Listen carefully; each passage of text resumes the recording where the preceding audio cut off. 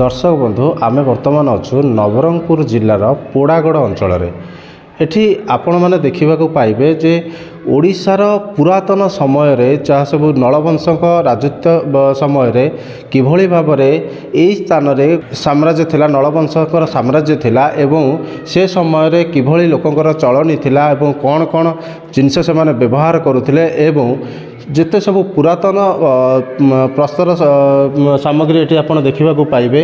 आम एटी जे गवेषणा करुछंती नलवंशक साम्राज्य संपर्क में जे गवेषणा करुछंती से सार मध्य आम सहित अच्छा मुझे सीधासल सहित कथा आलोचना करी। आज्ञा सर डीएन के लाइव को आपको स्वागत।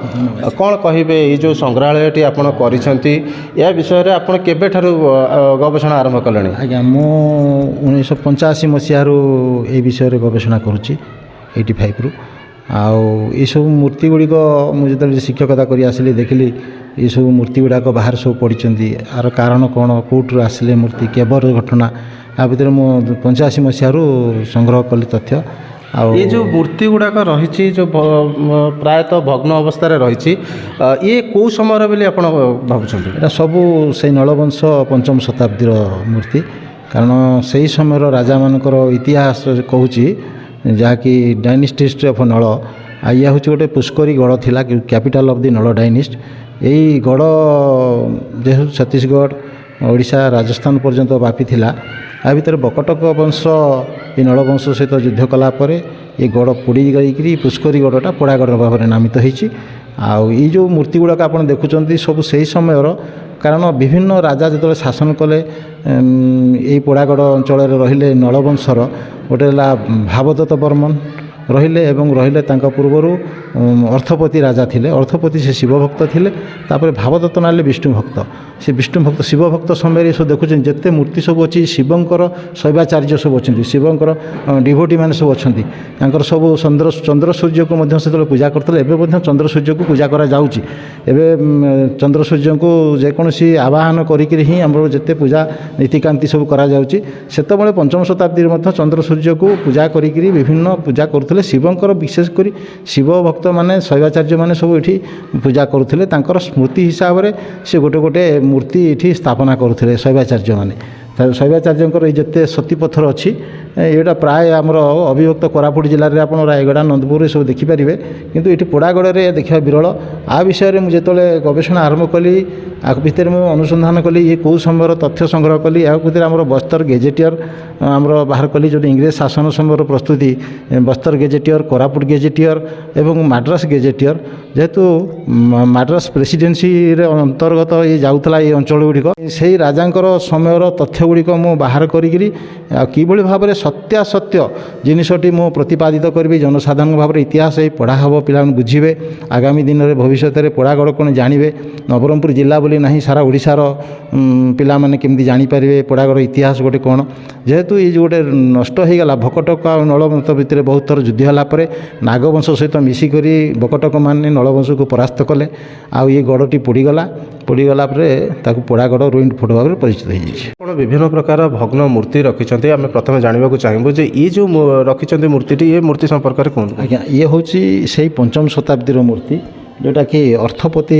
राजा समय अर्थपति राजा से शिवभक्त थे और शिव पार्वती मूर्ति यहाँ जुगल मूर्ति आ सहित सूर्य अच्छा देखते गोल हो मूर्ति सिंबल एवं ये चंद्र अच्छा अर्धचंद्र ये हाथटी अच्छी समर्पण हाथ रही अच्छे समर्पण भाव से आम जमी भगवान को शेष समय डाकू भरसा करदू शिवों उपर हाथ चिन्हटी रही समर्पण भाव हिसाब सूर्य चंद्र को साक्षी करी पूजापाठ करते जड़े जड़े भक्त एवं जमी मंदिर तैयारी करमती गोटे गोटे स्मारकी हिसाब से पत्थर रखुले शैवाचार्य माने।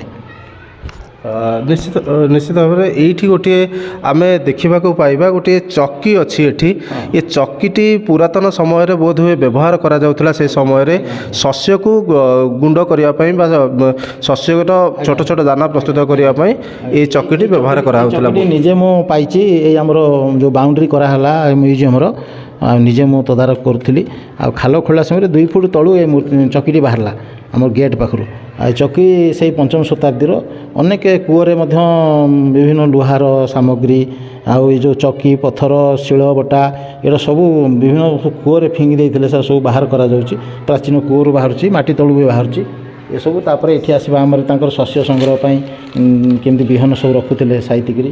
ଏଇଟା ତାଙ୍କର ମାଛ ଧରିବା ଇଏ ଡାଲା। ଏଇଟା ହେଉଛି ଲୁହା ତରଳେଇବା ପାଇଁ ପମ୍ପିଂ, ଏଇଟା ଚମଡ଼ାର ଆବୃତ୍ତି ହୋଇଥାଏ। ଆଉ ତାକୁ ପ୍ରେସର କଲେ ଗୋଟେ ଏୟାର ଯାଏ, ଏୟାର ଗଲା ପରେ ଏଠି ଛାଞ୍ଚଟି ଅଛି। ଏଠି ଅଙ୍ଗାର, କୋଇଲା ଆଉ ଲୁହା ଗୁଣ୍ଡକୁ ପଥରକୁ ଏଥିରେ ମିଶାଇକିରି ଦିଆଯାଏ। ଏଇ ଯେଉଁ ରନ୍ଧ୍ର ବାଟରେ ସେ ପବନ ଗଲା ପରେ ମେଲ୍ଟ ହୋଇଯାଏ ସେ ପଥର। ସେ ଲୁହାରୁ ବିଭିନ୍ନ ପ୍ରକାର ଅସ୍ତ୍ରଶସ୍ତ୍ର ତିଆରି କରୁଥିଲେ ସେତେବେଳେ ଆମର ଟାଙ୍ଗିଆ, କୁରାଢ଼ୀ ବା ଯେଉଁ ହଳ କରିବା ପାଇଁ ଲଙ୍ଗଳର ମୁନ, ଏସବୁ ଏଇଥିରେ ତିଆରି କରାଯାଉଥିଲା। ଆଉ ଗୋଟିଏ ଜିନିଷ ବି ଏଠି ରହିଛି ଯେ ଇଏ ଗୋଟେ ଜିନିଷ ରହିଛି, ୟାର ବ୍ୟବହାର ସମ୍ପର୍କରେ ମଧ୍ୟ ଜାଣିବା। ସେତେବେଳେ ମନ୍ଦର ବାଜାକୁ ଚମଡ଼ା ଛାଉଣି କରିକିରି ଏ କାଠର ମଝିରେ ଖୋଦେଇ ହେଇଛି। ଆଉ ଏଇଟା ବାଜା ବଜାଉଥିଲେ, ଆମୋଦ ପ୍ରମୋଦ କରୁଥିଲେ। ଏଇଟା ହେଉଛି ଆମର ତନ୍ତ, ଲୁଗା ବୁଣା ତନ୍ତ। ଏଇଥିରେ ହିଁ ଲୁଗା ବୁଣିକିରି ସେମାନେ ପିନ୍ଧୁଥିଲେ। ଆଉ ଏଇସବୁ ତାପରେ ଏଇଟା ହେଉଛି ବର୍ଷା ଦିନେ ତାକୁ ଶିଆଳି ପତ୍ରରେ ଛାଉଣି କରାଯାଏ, ଏଠି ଛତ୍ରୀ ବୋଲି କୁହାଯାଏ। ଆକୁ ବର୍ଷାରେ ରକ୍ଷା କରିବା ପାଇଁ, ଚାଷ ଜମିକୁ ଯିବା ପାଇଁ ଏଇଭଳି ଛତ୍ରୀ ବ୍ୟବହାର କରୁଥିଲେ। ନିଶ୍ଚିତ ଭାବରେ ଆମେ ଏଇସବୁ ଜିନିଷ ଦେଖିବା ପରେ ନିଜ ମନ ଭିତରେ ଗୋଟେ ଉତ୍ସୁକତା ଜାଗ୍ରତ ହେଉଛି ଏବଂ ଆମେ ଯିବା ସେ ଯେଉଁ ପାହାଡ଼ ଉପରେ ଯେଉଁଭଳି ଭାବରେ ସେଠି ଯେଉଁ ଗଡ଼ ଥିଲା, ରାଜାଙ୍କର ଗଡ଼ ଥିଲା, ସେ ଜାଗା ମଧ୍ୟ ପରିଦର୍ଶନ କରିବା ଏବଂ ସେଠାରେ ଯେଉଁ ମନ୍ଦିର ରହିଛି ତାହା ମଧ୍ୟ ପରିଦର୍ଶନ କରିବା। ପୋଡ଼ାଗଡ଼ରୁ ଶାନ୍ତନୁ ମହାନ୍ତି, DNK ଲାଇଭ୍।